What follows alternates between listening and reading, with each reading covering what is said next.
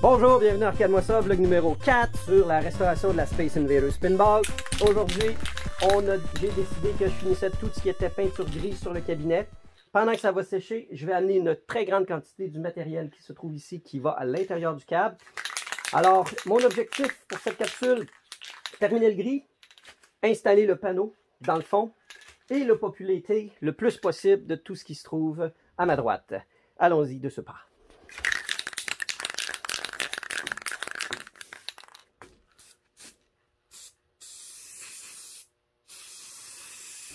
Les pièces sur lesquelles j'ai décidé de travailler pour l'instant, c'est entre autres la grille de la tête que je vais nettoyer avant de éventuellement la peindre. Voyons, je ne la mets pas là tout de suite, c'est pas réglé encore. Il va avoir le plunger. Je crois que j'ai non seulement évidemment le nouvel élastique, mais un nouveau ressort aussi. Alors, soit à vérifier, polissage de tout ça, nettoyage, polissage de ces pièces, des boutons.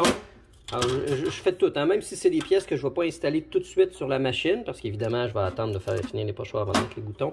Je fais absolument tout ce qui est quincaillerie. Ça va faire du bien. La fameuse barre qui fait tenir le playfield lorsqu'on le soulève, elle va être shiny bright. Et la deuxième braquette de fond de cabinet. Alors, sans plus tarder, qu'est-ce que ça donne? Ça fait beaucoup de bien. Les boutons étaient dégueulasses. Ils étaient vraiment dans un état passable. Et de nettoyer tout ça, on voit qu'il y a un certain fini lustré qui s'est échappé, qui s'est effacé avec le temps. Je vais faire un petit polissage au Novus 2 sur les rebords ici pour y redonner le plus possible de shine, ainsi que ce morceau-là qui a besoin d'un petit peu de travail d'X-Acto pour refermer ici. On dirait que ça a fondu. Est-ce que quelqu'un fumait avec sa cigarette en même temps qu'il appuyait? Ce serait franchement un bon tour de force. Et bien sûr, le shooter rod qui a très bien réagi au polissage. Il était mat, extrêmement graffiné. Souvent, c'est un métal assez mou. Alors, il y a vraiment des belles victoires à faire avec le polissage de ce morceau-là. Est-ce que vous saviez pourquoi c'est pointu comme ça? C'est pour éviter que les gens puissent donner des coups comme ça pour envoyer la bille. Alors, c'était pour faire mal aux joueurs qui étaient habitués à donner des coups qui faisaient en sorte que ça cassait les ressorts à la longue. Alors, finalement, voilà, toutes les pièces sont épais. On descend ça et on en remonte un autre beau paquet. Ça fait encore une fois un fini formidable. Il me reste uniquement à mettre la dernière couche au dos et tout ce qui est gris va être terminé. La prochaine pièce à laquelle j'ai le goût de m'attaquer, c'est celle du Power Distribution Board, appelons-le comme ça, avec le transfo et le Rectifier Board qui est dans un sale état. Oui, ça peut se récupérer. Hein. À l'époque, il y a quelqu'un qui s'est dit, tiens, on va réparer le pont de diode brisé en mettant un à côté. Alors ça, c'est pas normal. À l'origine, il avait mis des ponts de diode beaucoup trop petits et d'en mettre un de plus grande capacité est en effet bien vu. Sauf que ce genre de board-là est vraiment dû pour défaillir avec le temps. Comme par exemple, si on regarde le socket ici qui est, si je me trompe pas, souvent pour le GI, il me semble qu'il est plus dans ce coin-là. Anyway, les sockets de fuse viennent tout à oxyder, devenir extrêmement mat et vont chauffer, vont brûler, ils vont causer des bris. Et même chose pour tout ce qui est connecteur ici qu'il faut refaire. Donc, ça se récupère. Si on change tous les sockets de fuse, puis tous les connecteurs ici, puis qu'on fait un gros nettoyage, puis qu'on change les ponts de diode, c'est encore bon. Mais le temps et les pièces et toute l'énergie qu'on met là-dessus équivaut pas de simplement acheter la tranquillité d'esprit. Et il y a plusieurs compagnies qui en font maintenant, dont Rotten Dog. Et c'est vraiment the way to go. C'est la chose à faire. C'est complètement neuf, que des composantes neuves. C'est beaucoup plus facile aussi de tester ses voltages. Et il faut en effet faire les soudures pour être capable de transférer l'un à l'autre. Alors, c'est le bout de plate. À l'arrière de ça, tu as à peu près, je pense, environ une dizaine de soudures ou une douzaine. Ouais, ça se rend jusqu'à E12. Alors, il faut aller repasser les fils par les trous et aller ressouder de la manière que c'était avant. Sinon, si je ne me trompe pas, il y a Xpin qui en fait une version, mais au lieu d'avoir à les souder à l'arrière, c'est des petits inputs, des petits jacks dans lesquels on rentre le fil, on visse, et ça fait que c'est beaucoup plus simple d'en réinstaller un autre parce que ça évite d'avoir à souder. J'ai essayé les deux et les deux fonctionnent très bien. Alors, c'est vraiment selon vos goûts. Alors, je vais démonter ça et la pièce à chaîner, ça va être vraiment pas mal juste celle de métal ici.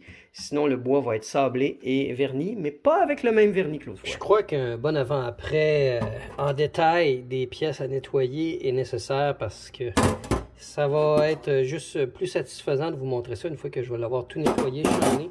Ainsi que le transfo. Je vous rassure, je ne suis pas complètement assez débile pour passer le transfo sous l'eau. C'est juste que c'était plus pratique de vous le montrer comme ça et de vous montrer aussi en détail tous les fils qui sont sous le PCB que je dois dessouder un par un pour aller ressouder sous la nouvelle plaque. Alors, on regarde ce que ça donne une fois que c'est nettoyé.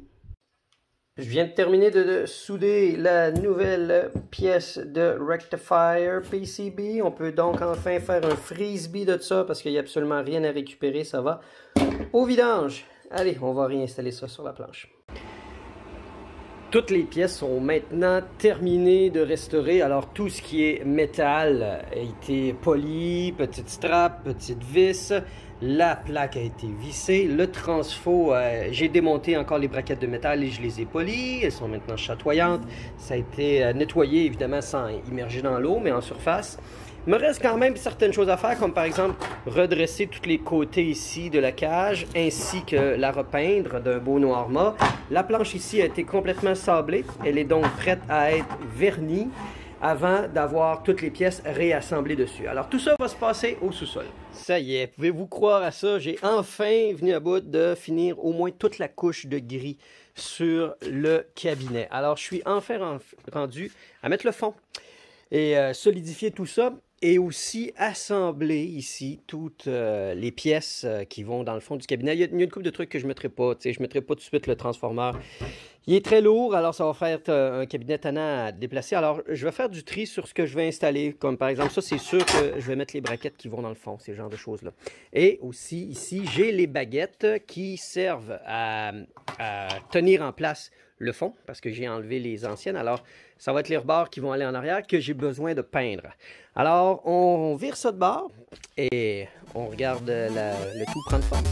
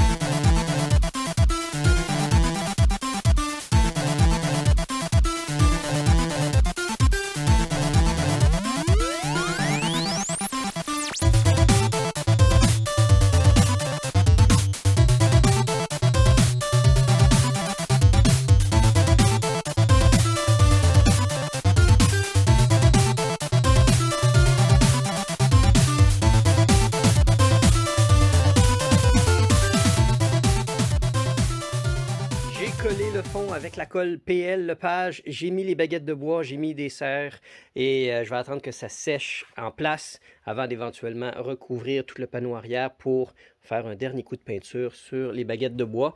Alors pour ceux qui se demandent, au Québec, on a les magnifiques produits Lepage Quentin Colle et j'utilise la colle PL Premium. Sous les bons conseils de mon ami Jeff, ça bougera plus. Ok, alors prochaine étape, ce que je veux faire, c'est peindre entre autres cette petite grille ainsi que celle-ci. Et je vais d'abord la redresser, comme j'en avais déjà discuté. Et pendant que ça va sécher, je vais commencer à réassembler toute la section Power Supply.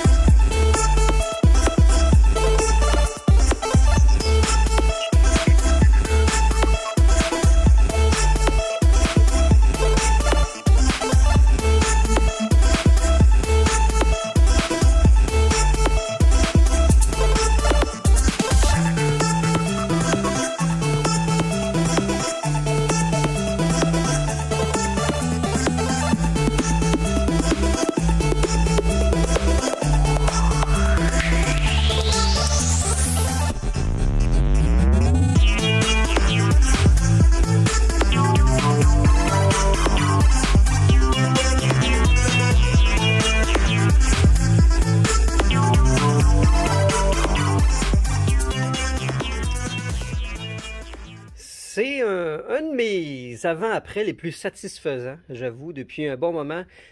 J'avais hâte de tout réassembler ça parce que c'était tellement en piteux état que j'avais juste envie de me dire « Wow, je vais vraiment le remettre en super bonne shape. » Et avec le petit caisson repeint, redressé et tout, là, franchement, là, ça fait une nette différence. Et j'ai aussi terminé tout ce qui est le lock mécanisme. Je ne resserre aucune vis pour l'instant tant qu'il n'est pas installé sur le cabinet. Il va me rester après ça, évidemment, ces pièces-là à assembler. Alors, je suis un petit peu bloqué en ce moment. Tant que c'est pas fini de sécher, je ne peux pas commencer à mettre aucune pièce dessus. Alors, je vais arrêter le vlog ici, le vlog numéro 4. Je pense qu'il y a quand même eu des belles progressions dans ce vlog-ci. Et on va se dire à très bientôt. Portez-vous bien.